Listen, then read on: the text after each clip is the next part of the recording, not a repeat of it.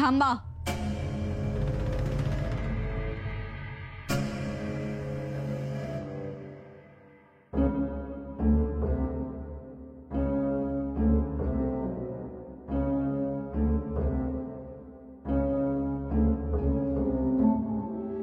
पंत, एक गोष्ट ध्यानात ठेवा. एकदा माफी मिळाली आहे. पण मी माफी मागितली नव्हती. या परिवर्तनाच्या युद्धात मी बलिदान देण्याच्याच तयारीत होतो. काय? हो, मी तयारी करूनच उतरलो होतो. पण ऐन वेळी तुमच्याच बंधूंनी हंबीररावांनी घात केला. अचानक त्यांची कुंडलिनी शक्ती जागृत झाली. ते बदलले आणि स्वराज्य एका चांगल्या राजाला मुकले. आम्ही अडचणीत आलो. आज राजाराम राजे सिंहासनावर बसले असते, पण तो सोहळा बघायचं भाग्य काय आम्हाला नाही. पंत, पण तो सोहळा बघण्याचं भाग्य मात्र तुमच्या नशिबी आहे. तुम्ही काय ठरवलंय? कसलं हे पत्र? राजमातोश्री, आम्ही तुम्हाला बोललो नव्हतो, पण आम्ही सदिच्छा भेट घेण्यासाठी अकबराला भेटायला गेलो होतो. त्यांनी बोलावलं होतं का तुम्ही गेला होता? म्हणजे त्यानेच बोलावलं होतं. कारण राजे भेटत नाहीत अकबराला, त्यामुळे अकबर नाराज होता. म्हणून मी गेलो. शेवटी उद्याचा शहनशाह आहे तो. गेलो, गाठीभेटी झाल्या. शेवटी त्याने स्वतःहून विषय काढला. म्हणाला, राजेंना जर वेळ नसेल तर महाराजांचे धाकटे पुत्र युवराज राजाराम राजे आले असते तरी राहत मिळाली असती.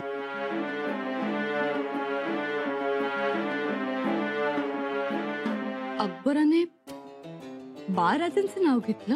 हो, म्हणाले राजाराम राजे काबिल आहेत राजकीय गाठीभेटी घ्यायला. आमची आणि शंभूराजांची भेट झाली तेव्हा शंभूराजे 9 वर्षाचे होते आणि मीही 9 वर्षाचा होतो. आज राजाराम राजे त्याहूनही मोठे आहेत. म्हणजे बघा केवढं लक्ष आहे त्या अकबराचं. होय हो, हे तर लक्षातच आलं नाही आपल्या. तुमच्या लक्षात आलं नाही, पण शंभूराजांच्या लक्षात आलं असणार. पण ते बोलणार नाहीत. पण कोण बोललं तर अकबर. त्यांना वाटतं, पण आपल्या माणसांना नाही. खरंच हो. अहो, त्याने विचारलं, राजाराम राजे मंचकावर बसले होते ना म्हणून. विचारलं? अहो, विचारलं तर म्हणाले राजाराम राजेंबद्दल चांगलं ऐकून आहे. तेव्हा मीच त्यांना गमतीने विचारलं. म्हटलं, ते आजही गादीवर बसू शकतात जर तुमचा पाठिंबा असेल तर. त्यावर अकबर काय म्हणाला माहितीये? दिला पाठिंबा.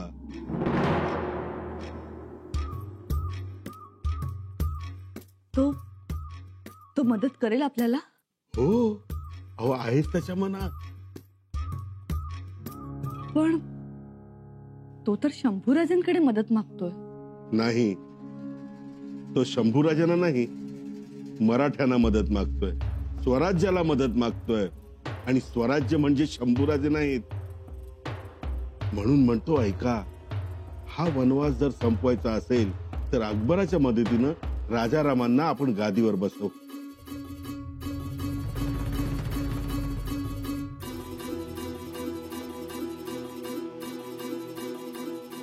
पण शंभूराजेंना समजलं तर? ते आम्ही बघून घेऊ. फक्त तुम्ही पत्रावर मोहर उठवा. पंत, आम्हाला आता कोणताही मोह नाही. विषय तुमचा नाही, राजाराम राजेंसाठी करायचं. उठवा शिक्का.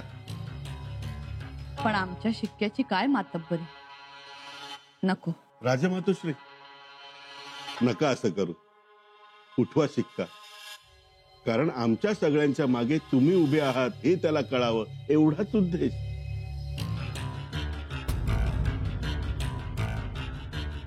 सगळे? हो, मी हिरोजीराव, जनार्दन पंत, सोमाजी दत्तो, सूर्याजी निकम, बापू माळी, राघव वासुदेव, त्र्यंबकजी, हावजी बाळाजी आणि बाळाजी पंत. बाळाजी पंतही आहेत आपल्या बरोबर? हो. अहो हो, हे पत्र कोणी लिहिलं? बाळाजी पंतांनी? नाही, त्यांच्या चिरंजीवांनी. म्हणजे हे त्यांना माहिती आहे. पण मागे एवढं सगळं घडूनही बाळाजी पंत तयार कसे झाले? अहो, सगळ्यांनाच बदल हवा आहे. सगळ्यांनाच राजाराम राजे पाहिजे आहेत. हे बघा, आहे ना अक्षर, आवजी बाळाजींचं अक्षर. उठवा मोहर. पंत, आम्हाला त्रास नकोय कोणत्या गोष्टीचा. राजमातोश्री, आपण शंभूराजांचं दडपण घेऊ नका. आम्ही तुम्हाला मध्येही घेत नाही. काही झालंच तर ते आम्ही अंगावर घेऊ. पण उठवा मोहर.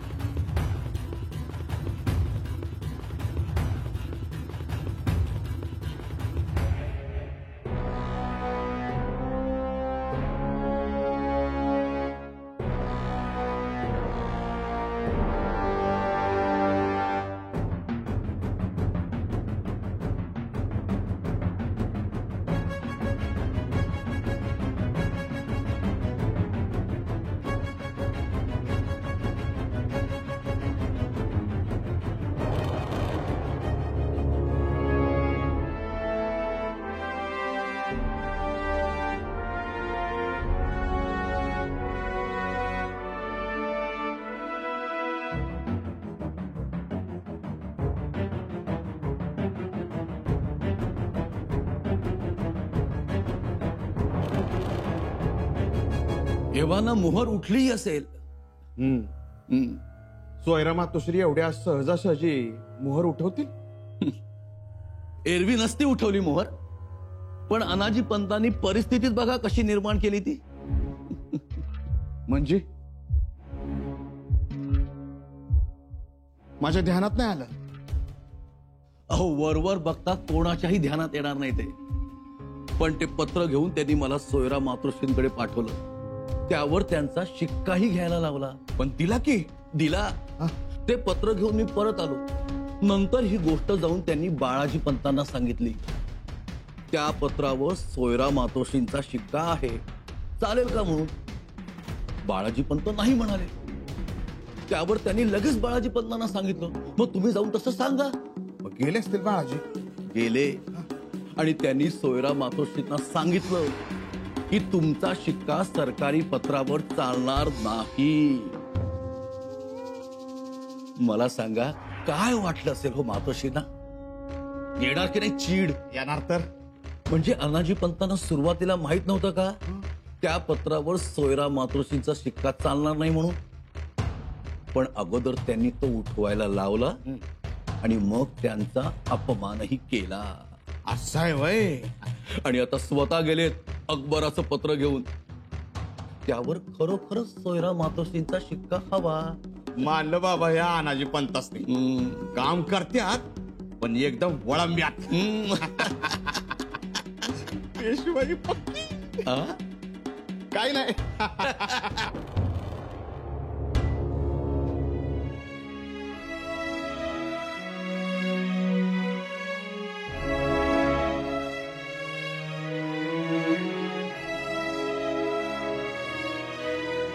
बाळराजे, आम्ही आज जो निर्णय घेतला, अकबराच्या पत्रावर सहमतीची मोहर उमटवली, ते योग्य केलं ना? काही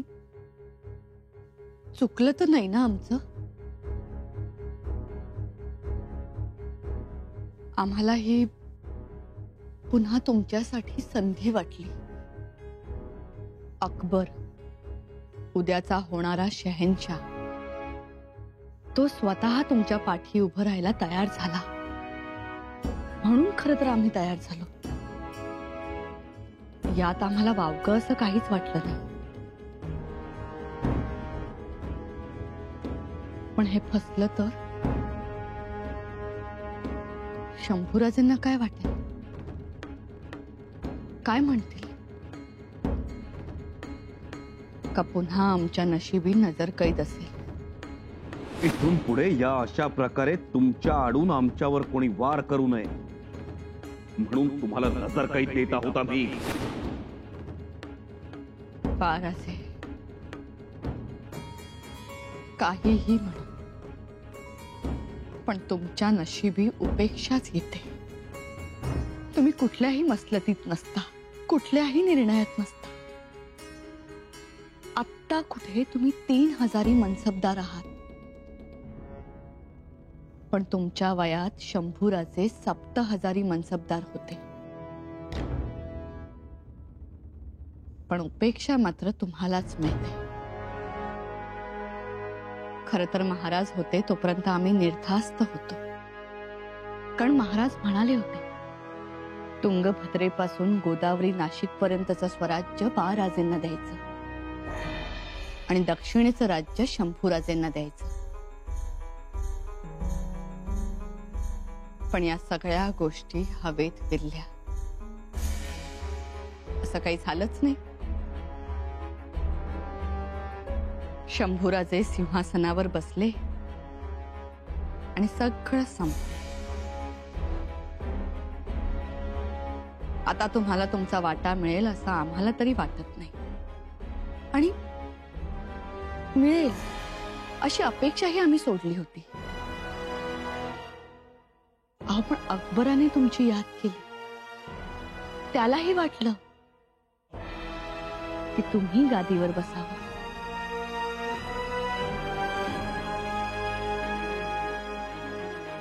बाळराजे, आमच्या नंतर तुमचं कसं होणार हा एकच प्रश्न आम्हाला सतावत असतो. एकतर तुम्ही हे असे भोळे भाबडे, राजेपदाची योग्यता असतानाही दादा दादा म्हणून तुमच्या दादासाहेबांचं बोट पकडण्याची तुमची धडपड, आणि शंभूराचे बोट धरून मिरवण्यात धन्यता मानतात. याचा आम्हाला सगळ्यात जास्त त्रास होतो.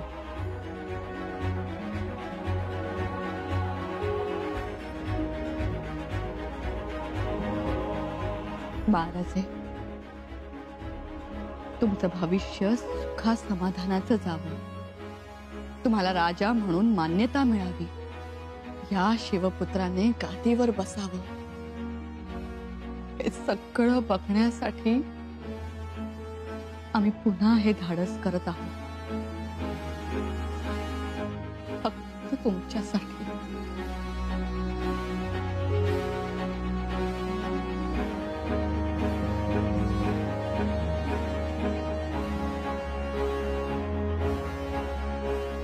बाळराजे, मर्यादा हा शब्द आईच्या ममतेला माहीत नसतो. साधी साळुंखीही खरट्याजवळ साप दिसला तर सारं जंगल डोक्यावर घेते. सर्पाच्या दंशाने घायाळ होते, पण इवल्याच्या पिल्लाला काहीही होऊ देत नाही. एक पक्षी एवढं करतो, मग आम्ही तर राजमातोश्री आहोत. तुमच्या सुखासाठी एकदा काय, हजारदा घायाळ हो, हजारदा घायाळ हो.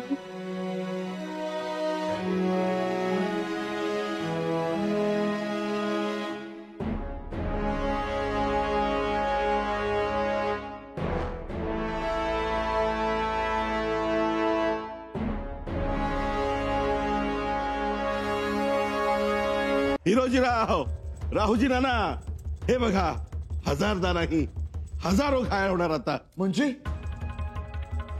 अल्लाउद्दीनच्या दिव्याला खुश करणारं पत्र, राजमातोश्रींचं पत्र. आणलं ती पत्र? होय? आणलं, मोहर उठवून आणलं. आता आपलं काम झालं. पंत, खरं तर अवघड होता हा अडसर. अवघड होता, पण या अनाजी पंताची बुद्धी म्हणजे गोम. तिला 1000 पाय फुटतात आणि मग अशी पळते वारे माप. वा वा पंत वा, मानलं तुम्हाला. ऐकलं का? अहो खरंच मानलं तुम्हाला. आता हाही अडसर दूर झाला.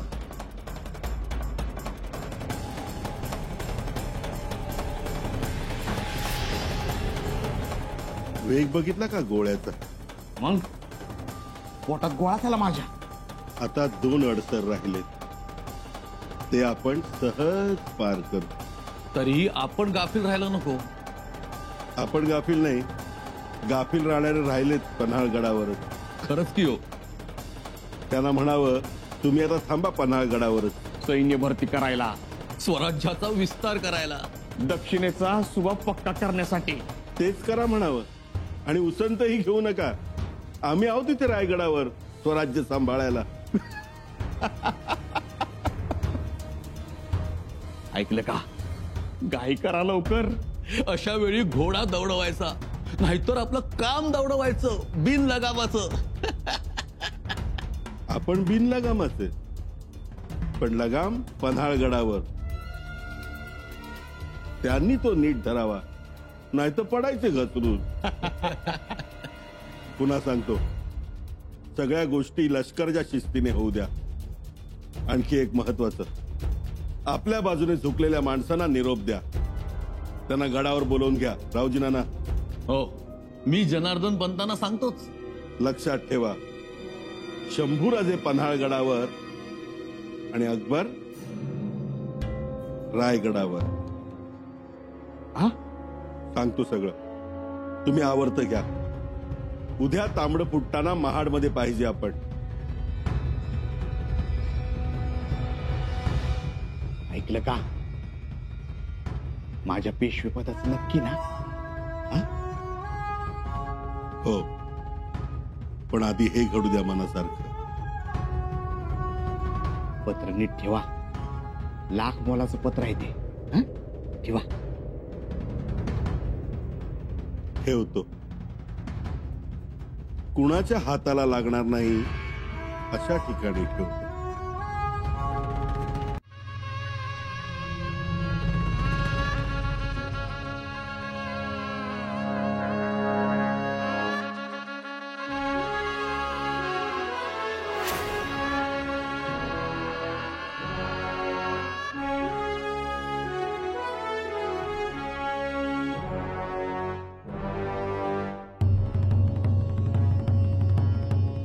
सोयरा मातोश्रींना वर्दी द्या, आम्ही येत असल्याची. जी महाराज.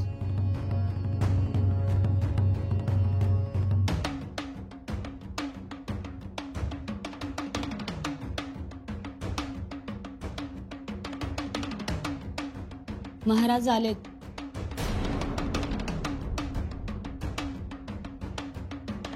कोण? शंभूराजे? जी मातोश्री. ते गडावर केव्हा आले? ते हल्ली अचानकच गडावर येत असतात. पण आमच्याकडे का म्हणून?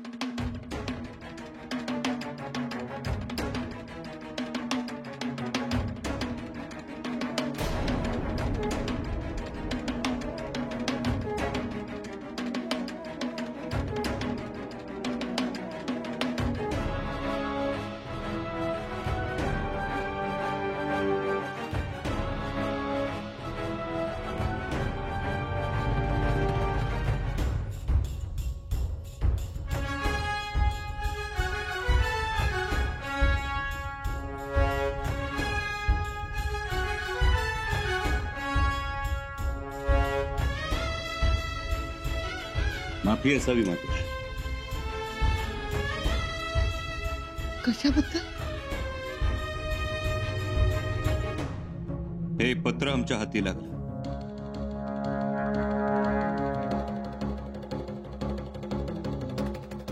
शहजादा अकबराला लिहिलेले.